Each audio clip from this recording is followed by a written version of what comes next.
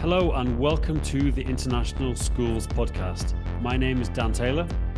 My name is John Micton. Join us twice a month at the International Schools Podcast as we have conversations with international school leaders, educators, and entrepreneurs working and engaging in the world of international schools and education. And finally, just to say a huge thank you to our sponsor, ASA for Education, for making this podcast happen. Now on to the episode.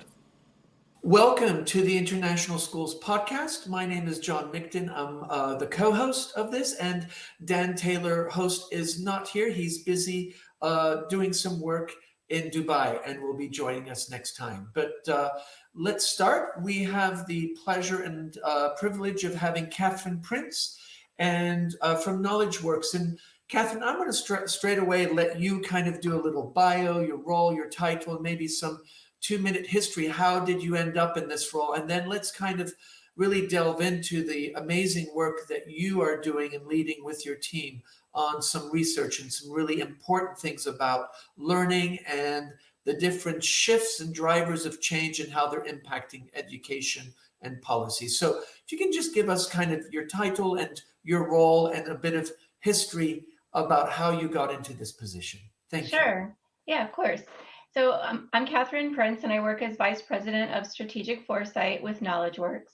So KnowledgeWorks is a nonprofit operating foundation based in the United States, and we're generally working to help advance personalized learning, doing a lot of work with public schools and districts and state departments of education to help make that possible. And then my team is focusing on forecasting the future of learning, looking at least 10 years out to explore how the world is changing and help education stakeholders think through what that could mean for them and how they want to shape the future themselves. So I got into this kind of by happenstance. I was at KnowledgeWorks as a brand new employee in 2006 when KnowledgeWorks, as a client of the Institute for the Future, released its first map of future forces affecting education. So my first exposure to strategic foresight was to be sitting in an all-staff meeting going, what is happening? What is this? I don't understand. I didn't have the framework for it, and I felt pretty destabilized by our first forecast. But within about a year and a half, I was assigned to use it in different contexts in different roles as things evolved at KnowledgeWorks. And I gradually learned more about how to use future thinking effectively with people in education, and then more and more about kind of how to create forecasts and other future-oriented publications myself. So KnowledgeWorks now has a team of 5 people focused on that, and we've really built our internal capacity around futures thinking or strategic foresight since that early time in 2006. Wow, what a story. And I think one thing that often people don't understand, KnowledgeWorks is independent, you're nonprofit. Am I correct in saying that? That's right. We are a nonprofit operating foundation and public charity. So we have our own investment fund, and we do also receive funds for certain work, but our foresight work is mainly funded by KnowledgeWorks. So we are able to really have the privilege and the intellectual independence to explore what we think is important, and it doesn't have to be bound by the organization's current focus on personalized learning. It's really thinking about what's that broader landscape that we all need to be aware of, including our own organization. And I think that's really important that you highlight that, because so often you read these reports, the McKinsey, many organizations, or Apple or Microsoft, and of course, for some people, they look at that, they're like, oh, there's a bit of an agenda. And what I have always so appreciated about the work that you do with your team is that neutrality, knowing that you are able to maybe engage people in some provocative thinking that maybe other organizations might be more reticent to. So I think that's really nice to hear. And one thing that I know, Katherine, is you do a lot of research, and it's very in-depth and it's very broad. How do you guys go about this? Do you tap into other organizations? I'm just sometimes just baffled at the level. And just for our audience, if you don't know KnowledgeWorks, go to the show notes, and Katherine has put some wonderful links, and you can also become familiar with some of the resources. But the actual, you have these very eye-catching infographics, then you have a very depth strategic kind of document and then guides and everything. But how do you get all this information? What is some of the mechanics that you get involved with? A very small team, you're saying 5 people. Yeah. So we're drawing upon the professional discipline of strategic foresight, which is focused on looking at how the world is changing and then, thinking about what that could mean in different contexts. So we are drawing upon an established set of techniques that, vary according to practitioner, but there is a field with tools and methods that inform our work. And a key foundation of kind of any approach to beginning to inquire about the future is to start scanning for signals of change. What's happening today? What are we noticing that looks different? Is there a weak signal that maybe says this is different from what we're used to? Could it be leading us somewhere new? And then we're also looking at kind of how, for patterns of change, kind of what are trends? What are the plans and intentions of stakeholders? What are the current conditions for different people in different circumstances that we need to be aware of that shape or constrain the possibilities for what could happen in the future? So we use different specific methodologies depending on the project. Sometimes we're looking at scenarios, which can be done in a variety of ways, saying, the world's inherently uncertain. We can't ever know what's going to happen in the future, but what if this happened? What if that happened? Trying to help people be prepared for multiple possible futures and think about what they prefer for the future. Sometimes we engage in, a lot of times we are doing interviews with kind of experts really who are steeped in the topic we're exploring. We do lots of secondary research. Sometimes we engage in collaborative processes where we engage people either in-person workshops to generate ideas, which we often do when we're kind of in the strategy space and we've done a forecast. We want to help people think about what it means, what we might enact as a result of that forecast. And we just finished doing a collaborative research process over a number of months via Zoom with folks who to inform our thinking on a new forecast on the possibilities for liberatory education futures. So that was a more extensive, kind of longer collaboration than we've done in the past for these kinds of publications. But we're always experimenting and thinking through kind of how can we get the perspectives and push our own understanding in ways that are authentic to the particular work. Wow, that's so interesting because, when you see the finished product, you always say, okay, how did we get all this information and then synthesize it? So with the different future learning frameworks that you have published, and I'm familiar with 2.0, 3.0, 4.0, and currently 5.0, and I assume 6.0 is coming out. It is in March. Wow, I'm excited. But what are some of the key patterns that you have noticed as you've been involved in this, and learning from KnowledgeWorks? What are you seeing some patterns that you think might be impacting schools more than schools maybe might be aware of? Because I think sometimes when you're buried in the day and busyness of a school, you often don't have the capacity to think strategically. I mean, we have strategic plans, strategic aspirations. But, school leaders and school educators are very busy. And right now in this context with COVID, there's so much that sometimes we don't have the capacity. And that's why organizations like yours become such a rich context to refer to. But what are maybe some patterns that you think that you've noticed with your future learning frameworks that are maybe repeating themselves? And you're like, wow, this is definitely more than a pattern. This is a significant change. Yeah, I mean, one of them is the era shift we're experiencing. So we've been exploring that in a variety of ways for some time now, but we are getting further and further into an era that's driven by accelerating technological change. And that's one of those mega trends that's been present in various ways across our foresight work. And in, the current way we're thinking about it is really considering the ways in which our increasing use of smart technologies are going to challenge our understanding of free will and consent, while at the same time kind of opening up new possibilities for personalization and efficiency in education. I think another big trend as I look across our bodies of work is kind of changing social expectations of education and lots of debate around the purpose of education, with, I think, increasing awareness that our current ways of measuring and framing success are harmful to people and inadequate to a variety of cultural contexts and lived experiences. So I am encouraged to see that there is, at least here in the US in the public education system, there is a shift that I think was accelerated by COVID, although it had started before, to think about how we might finally shift some of our accountability or quality assurance systems and our assessment protocols, which can be very constraining. Another, and at the same time, in addition to that frame on success, I think people's individual expectations of what school is for them and does for them are changing. And at the same time, we're kind of connected to that. We're in this time of kind of considerable civic churn. I know that manifests in different ways in different places.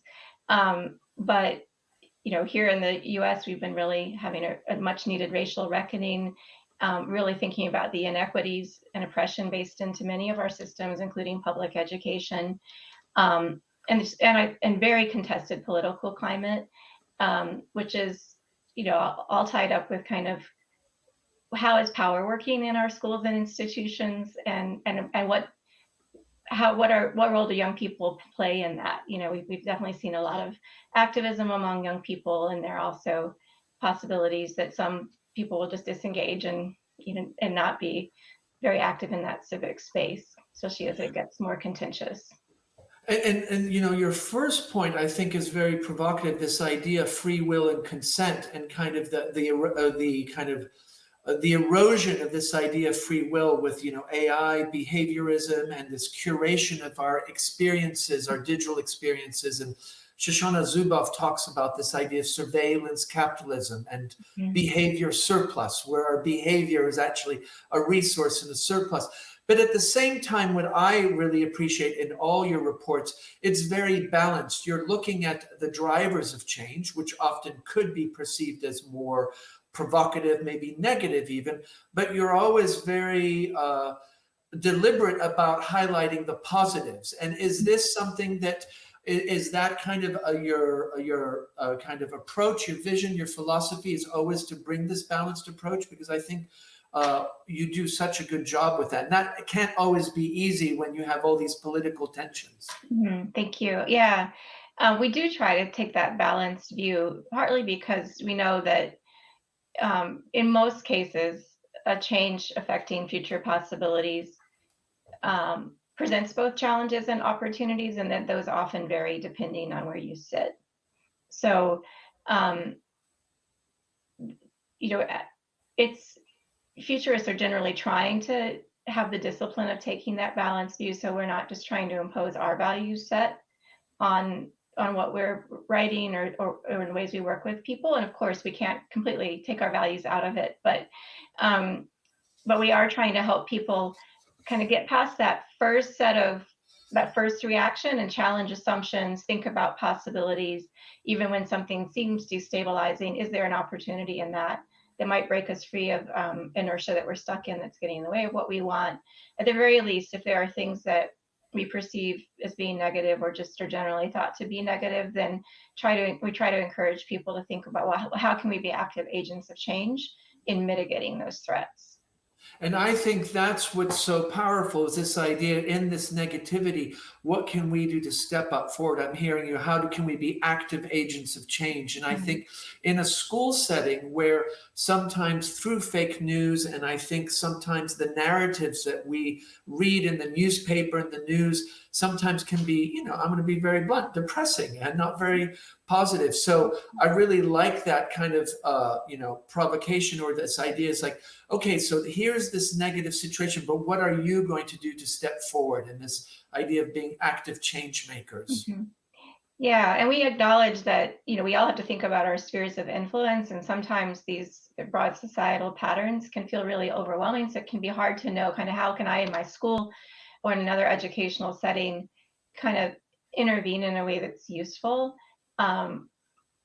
So it might be that, what I can do where I sit is a fairly small thing in the context of those broad patterns of change, but it is still an action that I can take.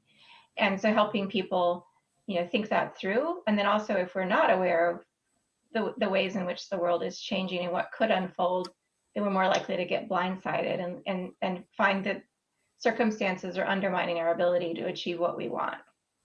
Yeah, and I like the idea that even though you might not feel you can change climate change, there are little things that you could do. And that's, I think, an important message, especially in an education setting where kids want to feel empowered, because I think sometimes they don't.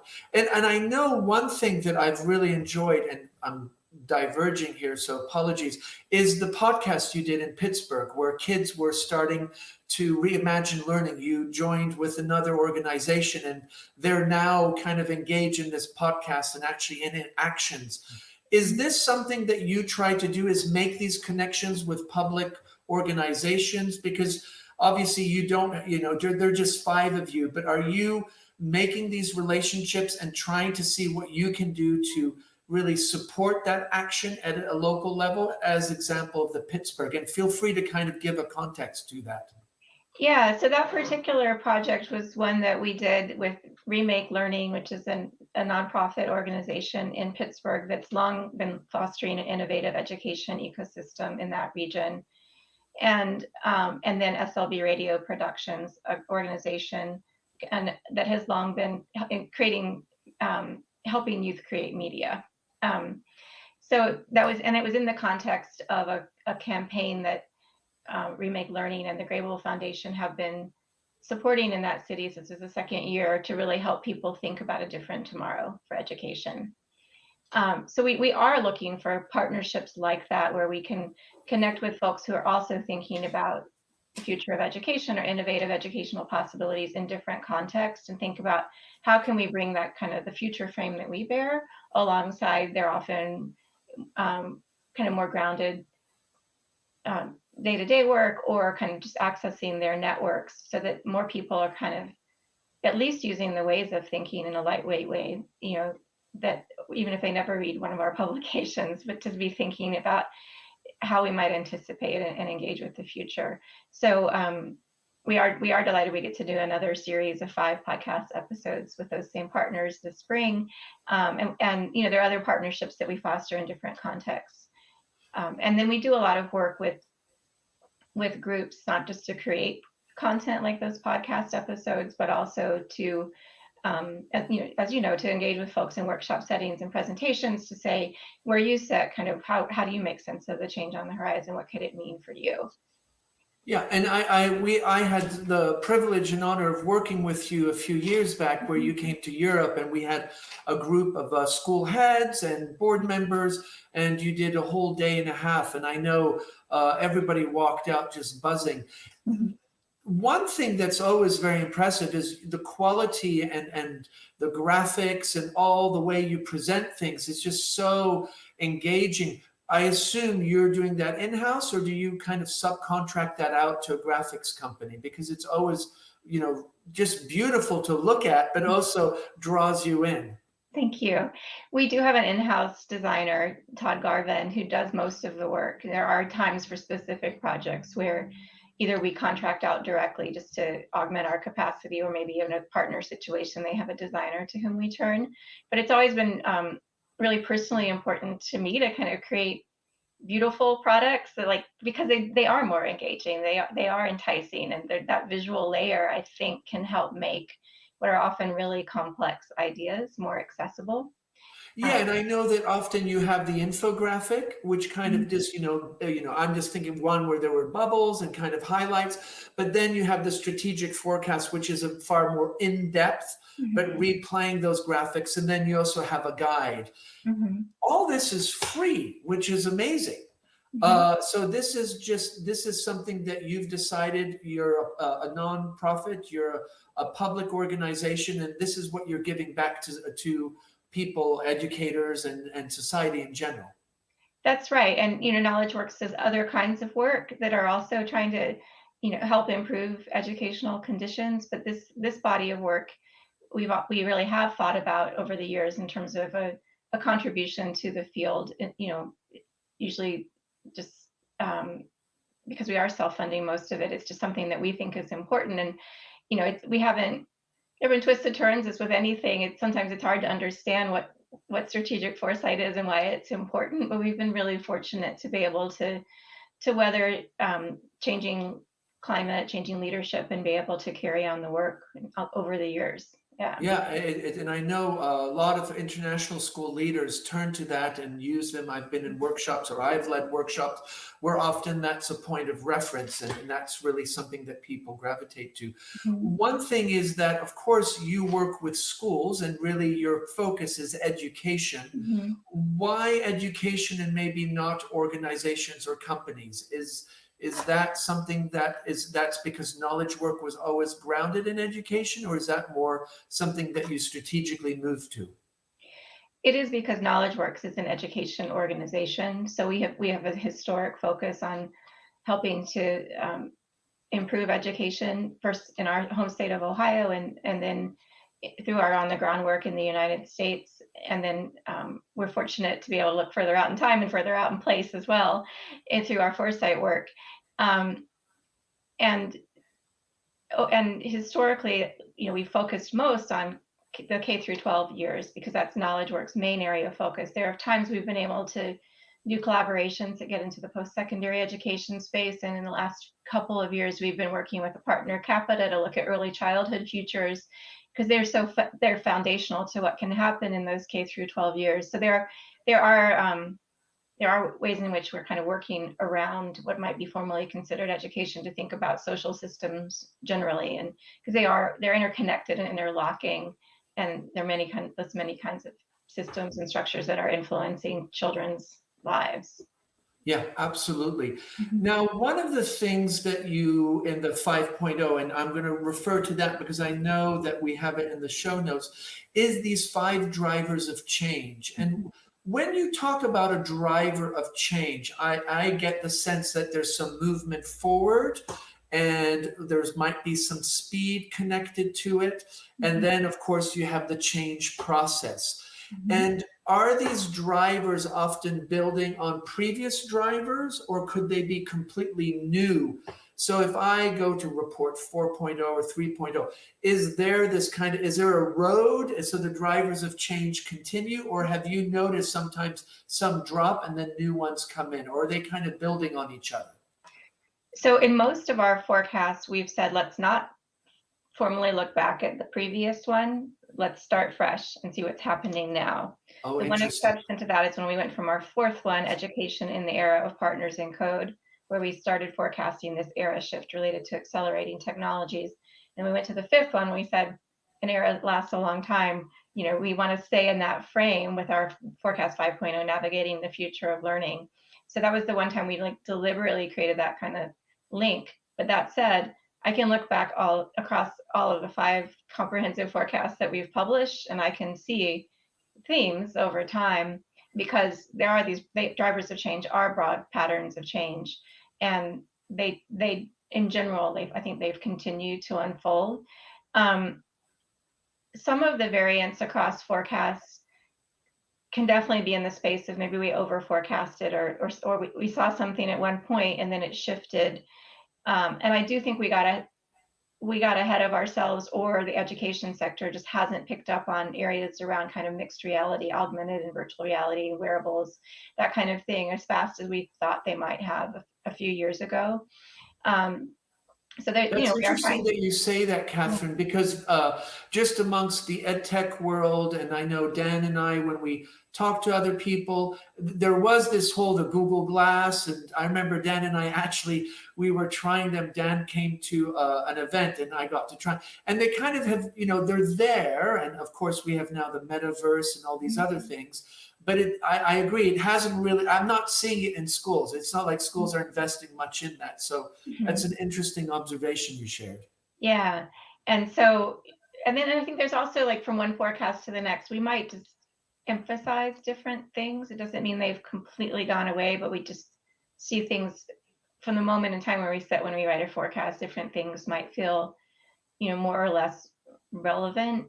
So just as for an example, in our second forecast, the 2020 forecast, Creating the Future of Learning, we had a driver of change called accelerating. That one was called Altered Bodies.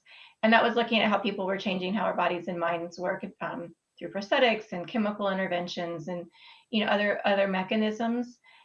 And that that theme has been in some forecasts over the years. It's in forecast 5.0 in the form of accelerating brains, where we're looking at how kind of learners' cognitive profiles are changing through our immersion in digital technologies and through kind of neuro enhancement devices. And people haven't stopped necessarily using like Adderall and Provigil to like manage their cognitive performance, but we just haven't talked about it as much. Kind of emphasis changes over the years. Yeah, interesting. And is there one that has surprised you, because you've been working with this and very much involved in leading this? Is there one that now that you look back and you're like, wow, never thought that was going to happen? One thing that really stands out to me from our first forecast, the one that came out in 2006, was there was a driver of change called strong opinions, strongly held, that described kind of an increasingly divisive society. And I'm just made to say, like, that one's come true. Like I can look back now, and say, yeah, we were living that. Yeah, and that's so, you have that wonderful luxury because you've been involved to kind of see that evolve. And that, I think, nobody, whatever side of the fence or wherever your political allegiances are, we all agree this decisive, polarized, amplified by fake news has been very challenging. And I think as educators, we're very challenged by this, because ourselves, as our students work with information and come and tell stories or facts, or, this is quite a complex minefield to try to really be able to unpack that and let kids understand how to have that balanced approach. So that's so interesting to hear that. Now, you work with school leaders. What would be if a school leader or a teacher, let's say just somebody downloads your document, what are some ways to engage with it? What have you seen educators and school leaders do with this? Is this often used as a provocation for conversations, or is it more curated with, more sequence and maybe building on ideas to actually action change? I think it can be used in either way. So definitely they are in the space of provoking new thinking, challenging assumptions, inviting us to consider new possibilities. And they can be, our forecasts can be a feed into or the foundation of doing a much deeper strategic examination in a particular context.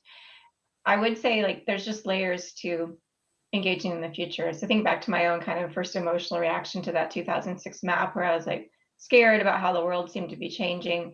We have emotions when we think about the future. So the first thing is just to think about what's exciting you, kind of what's challenging you, what are you curious about, and like let there be that emotional space as a way in, and then maybe follow some of those leads, in your own thinking or in conversations to kind of process that.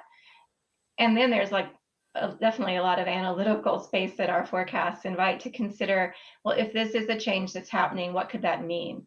What are the knock-on effects? What could it mean in our context? And then there's also kind of a whole generative imaginative space that can come in, thinking about, what are our aspirations, and how can these forces of change further those? How might they work against them? So, we've been working a lot lately with a futures thinking tool called the Futures Triangle, which helps people think about, like, what are we striving for, kind of the pull of the future, what's pushing us forward, these drivers of change, are there driving forces, and then like what's holding us steady or holding us back. Sometimes there's a lot we want to carry forward for good reason, sometimes there's current operations that we see as impediments, but trying to balance kind of those three perspectives can be a helpful way to getting toward not just what's possible, but kind of how can we move from where we are to where we want to go. And then it's also helpful, I think, to make sure to be thinking about kind of multiple time horizons. So, sometimes it's easy to read a forecast and say, well, I need to change my practice today to be like this. And we're saying, no, what we're describing is at least a 10-year out possibility. So even if you want it, you probably can't do it today. It probably doesn't exist. But what could you start doing today that would move in that direction? And I think that's really important to highlight, is these forecasts are kind of long term. They're not about what's happening in the moment. You're kind of predicting here in the next decade or 5 years.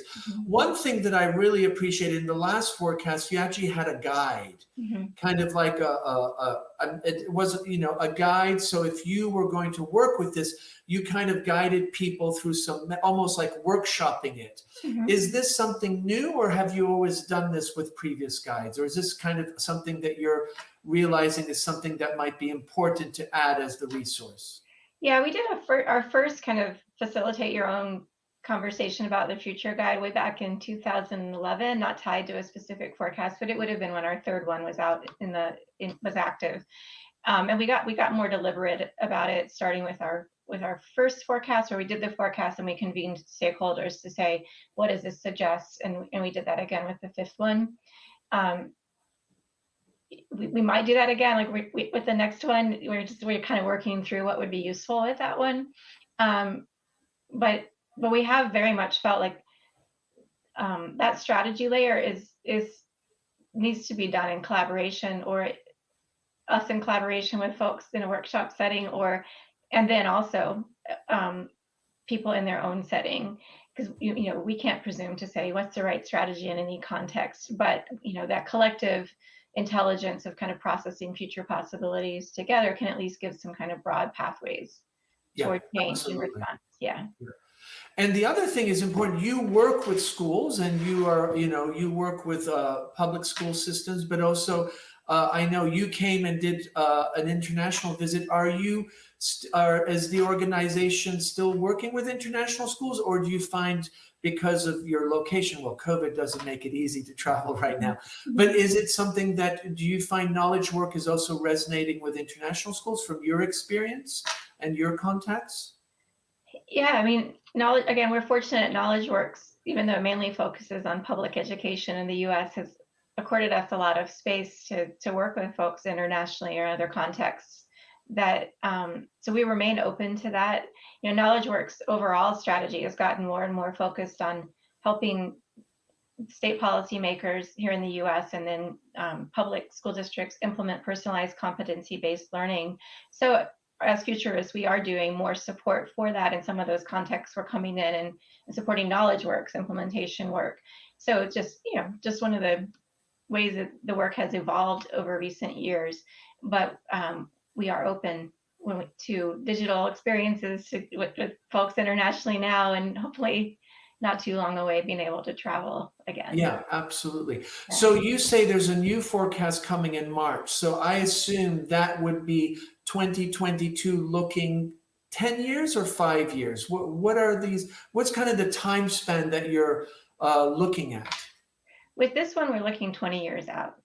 20 years out. Yeah. Okay. And that's because all our previous forecasts have had an interest in educational equity, but they've been looking at kind of the general education landscape and then including equity in that among other factors.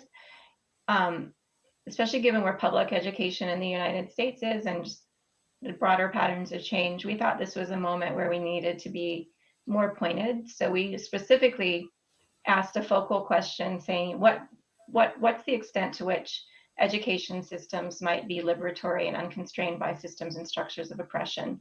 In order to answer that question, or like in a way that wasn't like, it'll just be like today, we thought we needed to look 20 years out instead of 10, because that's really big systems change. Deep change.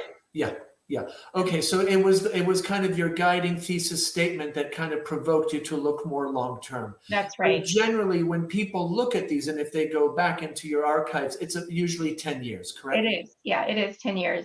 And so, because that's usually an actionable zone to say, like, it's not so far out that our minds just get blown imagining what happens. But it for most of these kinds of changes that we're highlighting, it would lead things to be significantly different in the external climate to education, and then help us think about kind of backward planning from that. If these things could be true, what does that mean for us? What do we want that to mean for us? And an important point that you just highlighted is that usually things take 10 years. So am I understanding correctly, if you are going to acknowledge this driver of change and then do some actions or policy change, usually from the moment of awareness to implementation, you're thinking, and for impact, for it to kind of become part of your ecosystem, it's about a 10-year period? I think as a general guiding principle, I definitely think that people could identify actions and strategies informed by the drivers of change that could have an impact sooner. But if a driver of change continues on a current trajectory, we are going to see it manifesting more the further out in time we get. So the ways we can leverage or respond to it in combination with other forces of change is going to be different in 5 years than 10. So just needing to be aware of kind of where are we on that time horizon. But I do think it's important to think about how can we use an informed view of the future to foster both that long-term change and kind of nearer term innovation, or in some cases relief. It was interesting in this last one, the climate change came up more than I had seen before. And so what was maybe before hinting to that? So in our fourth forecast, Education in the Era of Partners in Code, we had a driver of change called shifting landscapes that included climate volatility, among other factors like migration and a variety of things. And I think there have been other ways in which we've alluded to it and kind of as a destabilizing force over the years.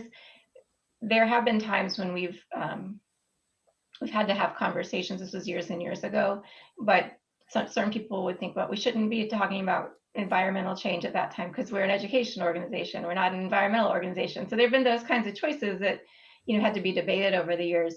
We're at a different place with climate change now. I think we're all really well aware it's one of the major forces of our time, and we really have to respond to it. So it needs to be present. And we're just more aware of the way in which it needs to be present than we were 10 years ago. Yeah, absolutely. Yeah. My daughter's in Vancouver right now, and it sounds crazy, just the flooding and everything. Katherine, what have you learned as you're so involved with this and you're leading this team? What have you learned yourself? What are some things that as an educator and a strategist and a futurist, if I may call you that, what are some of what are one or two big learnings that you reflect upon through the work that you've been doing?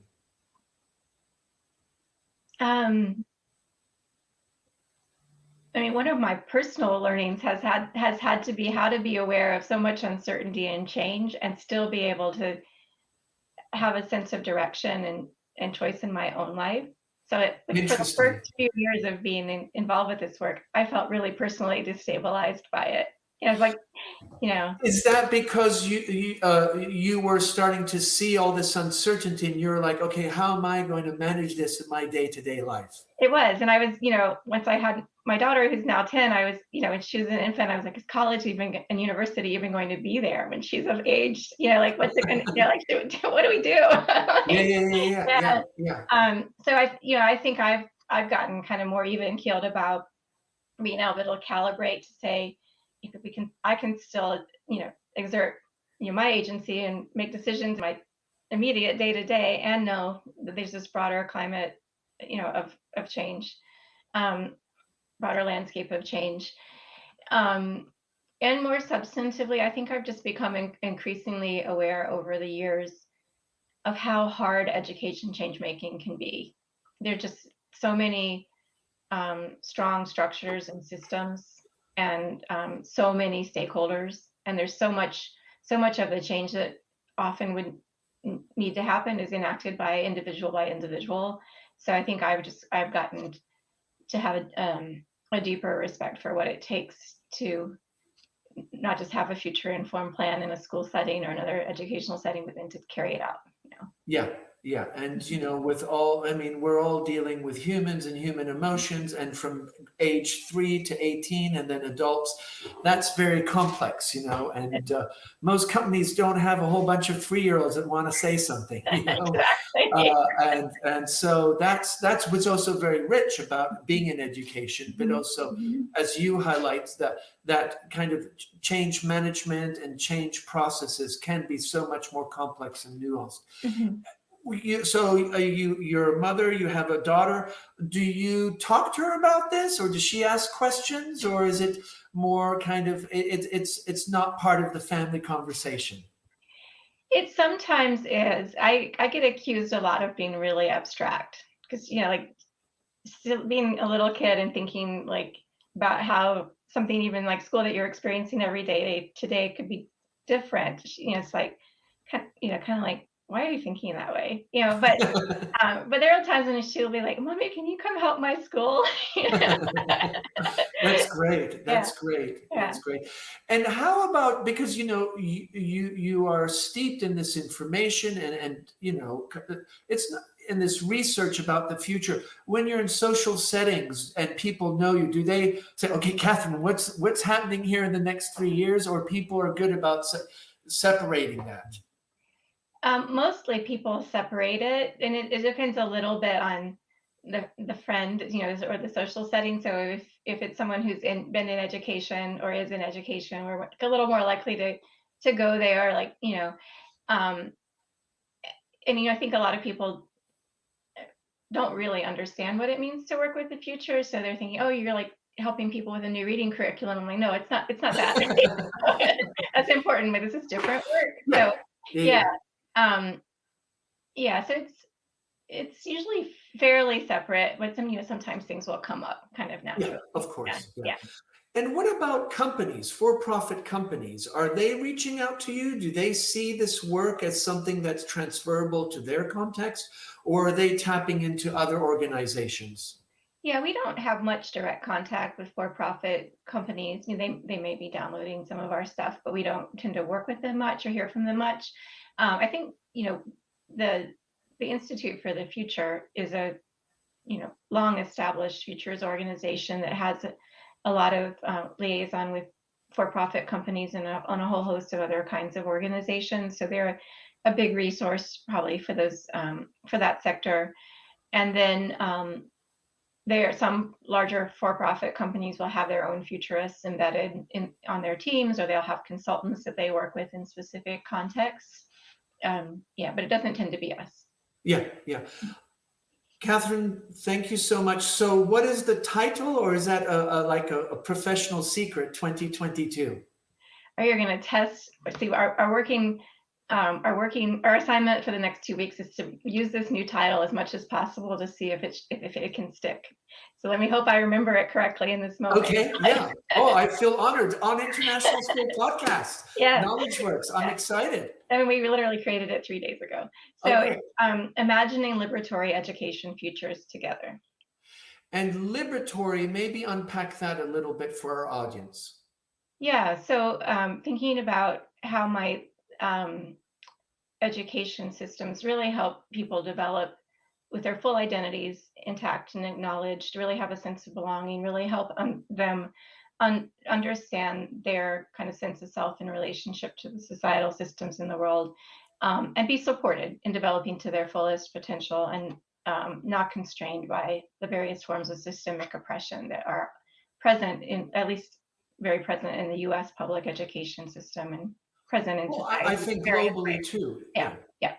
I mean, the social economic pressures and the social pressures, and I think with social media, so often we forget that even in a context as an international school, which tends to be socioeconomically much better off than often a lot of public school contexts, there are a lot of pressures, and the social media environment has really brought in all kinds of well-being issues. So I think it would resonate too.